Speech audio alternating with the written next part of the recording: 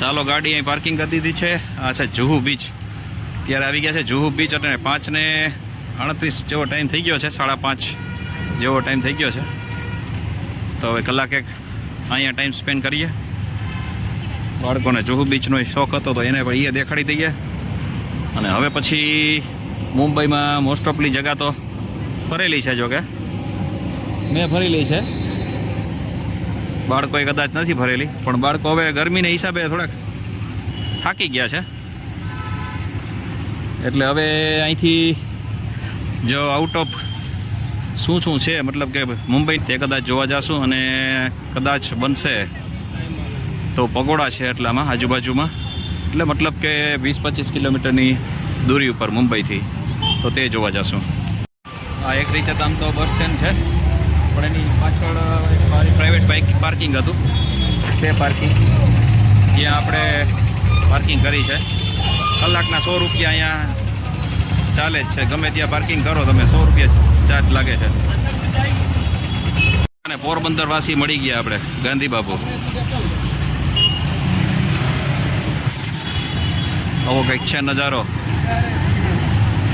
Starting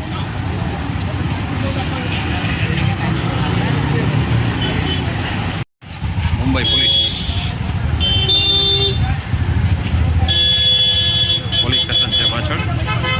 અને આ પાછળનો નજારો આપણે આવી ગયા જુહુ બીચ ઉપર, જોઈ શકો છો. તો આ છે જુહુ ચોપાટી અને સામે તમે જોઈ શકો છો તે છે જુહુ ચોપાટીનું બસ સ્ટેન્ડ. તો તમે અહીં સુધી બસના માધ્યમથી પણ આવી શકો છો. અહીં પાસે જ બનેલું છે આ બસ સ્ટેન્ડ. જુહુ ચોપાટી આવવા માટે સૌથી નજીકનું રેલવે સ્ટેશન છે સાંતાક્રુઝ અને વિલ્લે પાર્લે.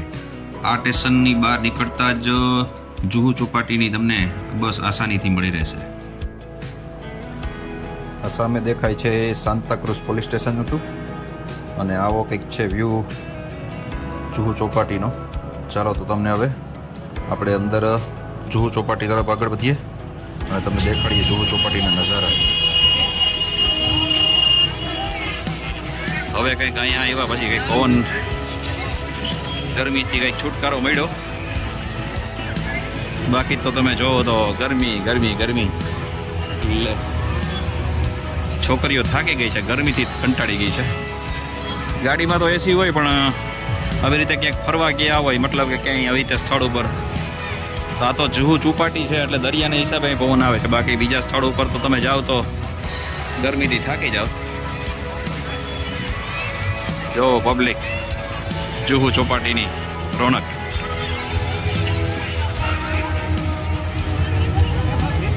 ચાલો, આ અમારી ફેમિલી. પોરબંદરમાં એક આની કમી છે એવું લાગે છે. હવે તો આવ્યું હોય તો નહીં, મને બહુ ખ્યાલ નથી, કેમ કે હું ચોપાટી બહુ ઓછો જાઉં છું. આ લોકો અહીંયા લાઈફ ગાર્ડ તરીકે બેસે છે સાધનો લઈને, જેથી કરીને કોઈ માણસો આમાં ડૂબેતા હોય તો એને બચાવવા જઈ શકે. તે અહીંથી બેઠા બેઠા નિગરાની કરે છે.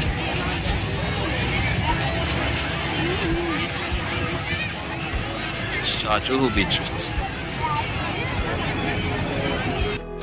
જો વિડીયો કદાચ કેપ્ચર કરી શકતો હોય તો જો અહીંથી પાણી કન્ટિન્યુ ચાલુ જ છે વહેવાનું.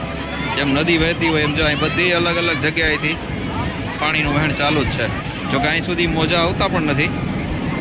અડધી કલાકથી અહીંયા અમે ઊભા છીએ, પણ જો કન્ટિન્યુ પાણી ચાલુ જ છે હવે બધી જગ્યાએથી.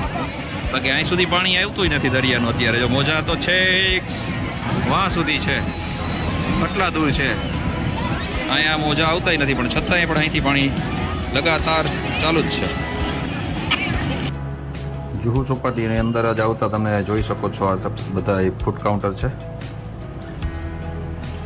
જ્યાં તમને મહારાષ્ટ્રની અને મુંબઈની પ્રખ્યાત વસ્તુઓ ખાવાનો મોકો મળશે. જો આ બધી ફૂડ કાઉન્ટર છે અહીંયા, ફૂડ કાઉન્ટર. અહીંયા તમને મુંબઈની પ્રખ્યાત વસ્તુઓ મળી રહેશે.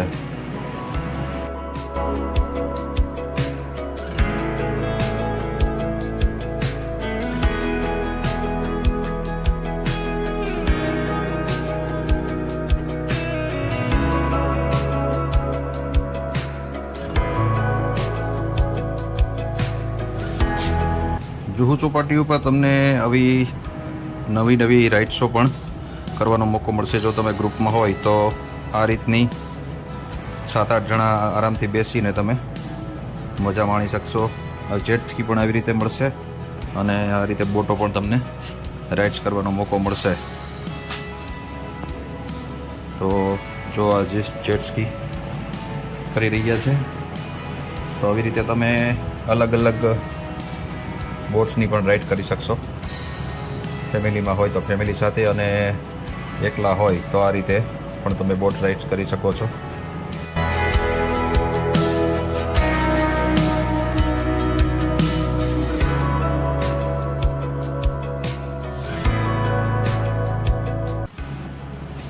આને કહેવાય છે બનાના રાઇડ્સ.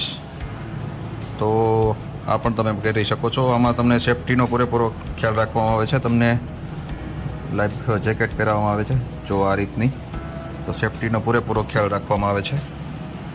તો તમે આવી અનોખી રાઇડ્સનો મોજ માણી શકો છો. અહીં આવી ઘણી બોટ્સ રાઇડ્સની અને ઘણી બીજી પણ એક્ટિવિટી તમે કરી શકો છો. તો આવો કંઈક છે જુહુ બીચનો નજારો.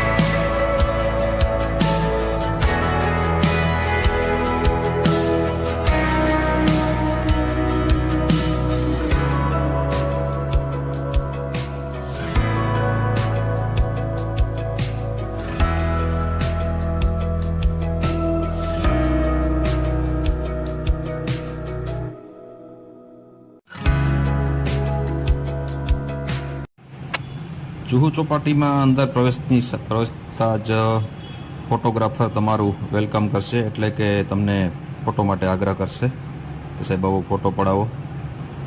તો અહીં પ્રાઇવેટ પ્લેનની પણ રાઈડ તમે કરી શકો છો.